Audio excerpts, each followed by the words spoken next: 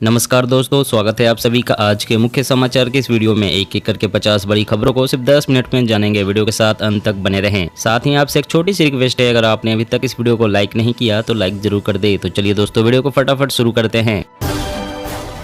इस साल देश में खुलेंगे 10,000 नए पोस्ट ऑफिस। भारतीय डाक लोगों के घरों तक पहुँचाएगी सेवाएं। कांग्रेस को बड़ा झटका, गुलाम नबी आजाद ने पार्टी के सभी पदों से दिया इस्तीफा। बोले रिमोट कंट्रोल मॉडल से चल रही पार्टी। सिसोदिया के खिलाफ एक और जांच शुरू। एलजी ने सरकारी स्कूलों में एक्स्ट्रा क्लासरूम को लेकर मांगी रिपोर्ट। 2024 तक देश के हर ब्लॉक में होंगे पीएम श्री स्कूल। शिक्षा मंत्रालय ने राज्यों से मांगे प्रस्ताव। सरकार को दिया 31 किसान जत्थेबंदियों ने अल्टीमेटम। कहा सभी मसलों को हल करें, नहीं तो फिर जुटेंगे हजारों किसान। कांग्रेस छोड़ने के बाद गुलाम नबी आजाद का बड़ा ऐलान। कहा जम्मू कश्मीर जा रहा हूं, नई पार्टी बनाऊंगा। पाकिस्तान अपनी सेना को भाड़े पर भेजेगा कतर। बनेंगे सिक्योरिटी गार्ड, फैसले का देश में भारी विरोध। बाढ़ से हाहाकार, खतरे के निशान से 2 मीटर ऊपर बह रही यमुना। सैकड़ों गांवों का संपर्क टूटा। किसानों के लिए आई सबसे बड़ी खुशखबरी। देसी गाय खरीदने पर 25,000 रुपए देगी हरियाणा सरकार। एयर इंडिया के कर्मचारियों के लिए बड़ी खबर, अगले महीने से बढ़कर मिलेगी सैलरी।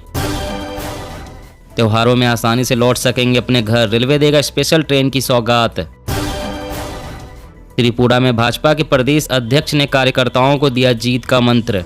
कड़ी मेहनत करने का किया आग्रह। कैलिफोर्निया में पेट्रोल डीजल गाड़ियों पर बैन। ऐतिहासिक फैसला लेने वाली दुनिया की पहली सरकार। देश में धान की खेती में आई 5.99% की कमी। झारखंड पश्चिम बंगाल में घटा रकबा। राहुल के हाथ में जब से आई कांग्रेस तब से हुआ बंटाधार। आजाद ने लेटर बम में गिनाई खामियां। 5 साल बाद बंगाल बीजेपी का 3 दिवसीय चिंतन शिविर। 350 प्रतिनिधि भाग लेंगे। जल्द ही अडानी के हो जाएंगे एसीसी और अंबुजा सीमेंट। ग्रुप ने पेश किया 31,000 करोड़ रुपए का ओपन ऑफर। चीन में सूखे की आहट बिगाड़ सकती है विश्व में खाद्यान्न की आमद का समीकरण। कई देश हो सकते हैं प्रभावित। रेवड़ी कल्चर पर सुप्रीम कोर्ट का अहम फैसला। 3 जजों की बेंच को पुनर्विचार के लिए भेजा। टेक्नोलॉजी के जरिए किसानों की आय बढ़ाने में जुटी केंद्र सरकार। कांग्रेस क्राइसिस, 8 साल में 400 से ज्यादा नेताओं ने छोड़ा हाथ। प्रियंका की एंट्री के बाद और बिगड़े हालात। छत्तीसगढ़, नक्सल विरोधी अभियान में लाई जाएगी तेजी। सीएम भूपेश बघेल ने ली यूनिफाइड कमांड की बैठक। अरविंद केजरीवाल ने कहा सीरियल किलर की तरह हो गई है बीजेपी। सरकारें गिराने के लिए अब तक खरीदे 277 विधायक। गलत नीयत से छोटे बच्चों के प्राइवेट पार्ट्स को टच करना गुनाह। बॉम्बे हाईकोर्ट का फैसला। इस साल 7.4% की दर से बढ़ेगी देश की जीडीपी। अगले साल भी समान ग्रोथ। वित्त मंत्री निर्मला सीतारमण। आटे के निर्यात पर पूर्ण प्रतिबंध के बाद गेहूं के दामों में आई गिरावट। अभी भी एमएसपी से अधिक चल रहा है भाव। नैनो यूरिया के प्रति बढ़ी मध्य प्रदेश के किसानों की दिलचस्पी। छिड़काव के लिए सहारा बना ड्रोन। राजस्थान के 5 जिलों से गुजरेगी राहुल गांधी की भारत जोड़ो यात्रा। कार्यकर्ताओं और नेताओं की नब्ज टटोलेंगे। 24 घंटे हर इलाके को मिलेगा पानी। सिसोदिया ने दी नई पाइपलाइन के लिए 16.79 करोड़ की मंजूरी। छत्तीसगढ़ में भूपेश बघेल ने 300 रुपए बढ़ाया विशेष अनुदान। सफाई कर्मचारियों ने वापस ली हड़ताल। पाकिस्तान में बाढ़ ने मचाई तबाही। भूखे बिलखते लोग सड़कों पर भटकने को हुए मजबूर। देश में आपातकाल लागू। 12 अक्टूबर से शुरू हो सकती है 5G सेवा। अश्विनी वैष्णव बोले कंपनियों से उचित दर पर सर्विस देने के लिए कहा। उड़ीसा में बाढ़ के कारण हुई पशुओं के चारे की कमी। घटा दूध का उत्पादन। योगी सरकार के एजेंडे में है श्री राम जन्मभूमि कॉरिडोर प्रोजेक्ट। समीक्षा बैठक में सीएम ने दिए अहम निर्देश। नोएडा ट्विन टावर के गिरने से सता रही प्रदूषण की चिंता। सीएससी एक्सपर्ट बोले दिल्ली एनसीआर में लंबे समय तक रहेगा असर। चीन से लगी पर्वतीय सीमा पर खास सुरक्षा। सेना के लिए हल्के टैंक जोरावर बनाने की तैयारी। कोरोना वैक्सीन को लेकर मॉडर्ना ने फाइजर पर किया केस। कहा हमारी तकनीक चुराकर बेच रहे हैं। आजाद के इस्तीफे पर दिग्विजय का रिएक्शन। कहा 370 हटाने वालों से आपके संबंध तो नहीं हो गए। किसानों को प्रति एकड़ 7,000 रुपए दे रही हरियाणा सरकार। 31 अगस्त तक कर सकते हैं आवेदन। आम आदमी पार्टी ने हिमाचल को दी दूसरी चुनावी गारंटी, सरकार बनने पर मिलेगी मुफ्त स्वास्थ्य सुविधाएं। मध्य प्रदेश सरकार ने सरकारी कर्मचारियों को दिया बड़ा तोहफा, महंगाई भत्ते में बढ़ोतरी का किया ऐलान। बिना बैंकिंग लाइसेंस वित्तीय कारोबार नहीं, आरबीआई की पीपीआई सुविधा देने वाले फिनटेक कंपनियों पर सख्ती की तैयारी। झारखंड 22 साल में 11 मुख्यमंत्री, कोई भी आदिवासी सीएम नहीं पूरा कर सका अपना कार्यकाल, अब हेमंत सोरेन की बारी। गुलाम नबी आजाद के इस्तीफे पर बोली कांग्रेस, गलत वक्त पर छोड़ी पार्टी, गरीबों की आवाज उठानी चाहिए थी। घोटालों को लेकर मीडिया को कोसने लगी बंगाल की सीएम ममता बनर्जी, कहा हमें बदनाम करने की कोशिश ना करें। अल्मोड़ा पिथौरागढ़ रूट पर हेलीकॉप्टर सेवा की शुरुआत, सीएम धामी ने दिखाई हरी झंडी। अग्निपथ योजना के तहत गोरखा सैनिकों की भर्ती रहेगी जारी, इंडियन आर्मी ने गलत संदेशों के प्रति किया आगाह। अभी भी लाखों दबे हुए लोगों को न्यायिक मदद की जरूरत, अपने फेयरवेल में बोले सीजीआई रमना। डिप्टी सीएम की कुर्सी पर बैठी दिखी राबड़ी देवी, बीजेपी का आरोप इन्होंने लोकतंत्र का मजाक बनाया। देश में आज भी कोरोना के 10,000 से ज्यादा मामले, लगातार कम हो रहे हैं एक्टिव केस। भारत ने पहली बार यूएनएससी में रूस के खिलाफ किया मतदान, जेलेंस्की को वर्चुअल भाषण की छूट देने का था प्रस्ताव। असम के सीएम हिमंत बिस्व शर्मा बोले, राहुल गांधी बीजेपी के लिए वरदान, सब छोड़ देंगे कांग्रेस। मौसम अपडेट, मौसम विभाग का अलर्ट, इन राज्यों में 4 दिन होगी भारी बारिश, जाने यूपी बिहार को लेकर आईएमडी का अपडेट। जी हाँ दोस्तों, और भी बड़ी काम की खबरें निकल कर आ रही है, इसलिए वीडियो को लास्ट तक जरूर देखना। तो चलिए दोस्तों, अब जानते हैं महत्वपूर्ण खबरों को विस्तार से।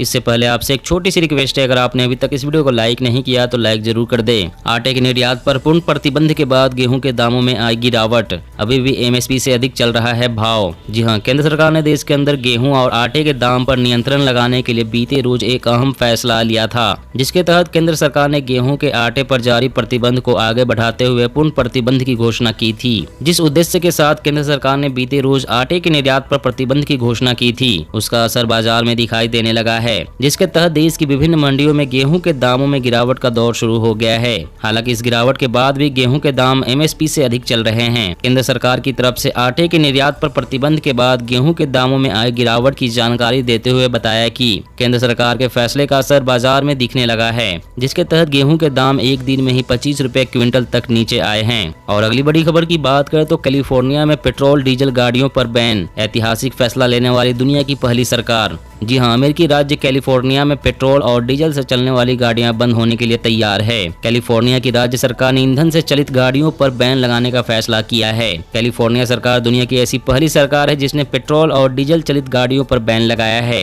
राज्य सरकार द्वारा लगाया गया बैन 2035 से लागू होगा।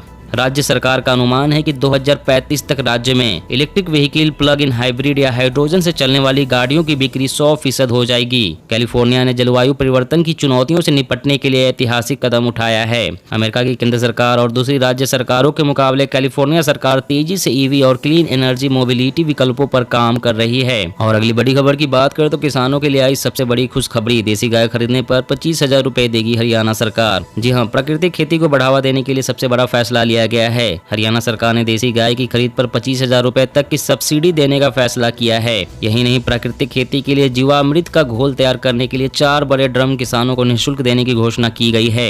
ऐसा करने वाला हरियाणा देश का पहला राज्य होगा। राज्य सरकार प्रधानमंत्री नरेंद्र मोदी की नेचुरल फार्मिंग वाली मुहिम को सफल बनाने में जुट गई है, ताकि जहरीले केमिकल वाली खेती कम हो। प्राकृतिक खेती का मूल उद्देश्य खान पान को बदलना है। इसके लिए हमें खाद्यान्न ही औषधि है की धारणा को अपनाना होगा। प्राकृतिक खेती ही इसका एकमात्र रास्ता है। मनोहर लाल ने कहा है कि प्रदेश के 50,000 एकड़ भूमि में प्राकृतिक खेती को बढ़ावा देने का लक्ष्य रखा गया है। और अगली बड़ी खबर की बात करें तो 2024 तक देश के हर ब्लॉक में होंगे पीएम श्री स्कूल। शिक्षा मंत्रालय ने राज्यों से मांगे प्रस्ताव। जी हाँ, स्कूली शिक्षा की गुणवत्ता को लेकर लगातार उठते सवालों के बीच शिक्षा मंत्रालय ने आदर्श स्कूलों का भी एक सपना देखा था, जो अब साकार होने जा रहा है। इन स्कूलों को पीएम श्री स्कूल के नाम से जाना जाएगा। इन स्कूलों से जुड़ी योजना लगभग तैयार हो गई है, जिसमें 2024 2024 तक देश के हर ब्लॉक में कम से कम एक पीएम श्री स्कूल खोलने का लक्ष्य रखा गया है। नई राष्ट्रीय शिक्षा नीति के अमल को लेकर हाल ही में गुजरात में सभी राज्यों के शिक्षा मंत्रियों की बैठक बुलाई गई थी। शिक्षा मंत्री धर्मेंद्र प्रधान ने वही पीएम श्री स्कूलों के खोलने की तैयारी की बात कही थी।